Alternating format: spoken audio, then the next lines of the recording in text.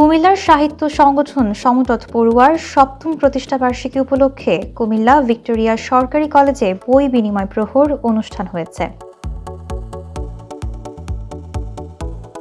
সোমবার সকাল থেকে দুপুর পর্যন্ত কলেজের ডিগ্রি শাখার কলা ভবনের সামনে এই অনুষ্ঠান হয়। এই অনুষ্ঠানের উদ্বোধন করেন কলেজের অধ্যক্ষ প্রফেসর আবুল বাশার ভূঁইয়া।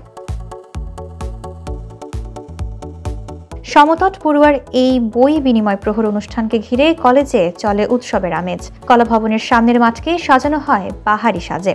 সংগঠনের সদস্যরা বই নিয়ে বসেন গাছতলায় ও টোন টেবিলে। তাদের কাছ থেকে শিক্ষক শিক্ষার্থীরা তাদের পড়ে ফেলা বই দিয়ে আবার নিয়ে যাচ্ছেন নতুন বই। অন্তত ৫৫০ বই দেয়া নেওয়া হয় এই অনুষ্ঠানে। প্রধান অতিথির বক্তব্যে প্রফেসর আবুল বাশার ভূঁইয়া বলেন, আমাদেরকে বই পড়তে হবে, জানতে হবে এবং বই লেখার দক্ষতা অর্জন করতে হবে। মহান বিজয় মাসের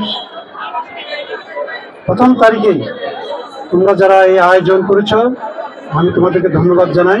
জানা গেছে ২০১৯ সালের ১ ডিসেম্বর থেকে সমতট পড়ুয়ার পথ চলা শুরু হয়। এই সংগঠনের লক্ষ্য সাধারণ মানুষকে বই পড়ায় উদ্বুদ্ধ করা। এই লক্ষ্য নিয়ে দীর্ঘ ৭ বছর সমতট অঞ্চলে কাজ করে যাচ্ছেন এই সংগঠনটি।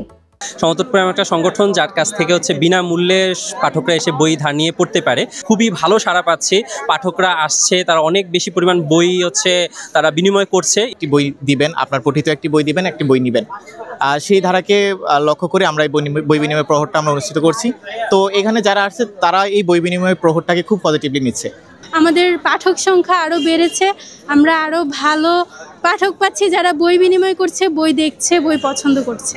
জ্ঞানের চর্চার জন্য এই বই বিনিময় প্রহরটা অত্যন্ত জরুরি এবং গুরুত্বপূর্ণ। তো তাদেরকে সাধুবাদ জানাতে চাই যেন আজকের এই আয়োজনের জন্য।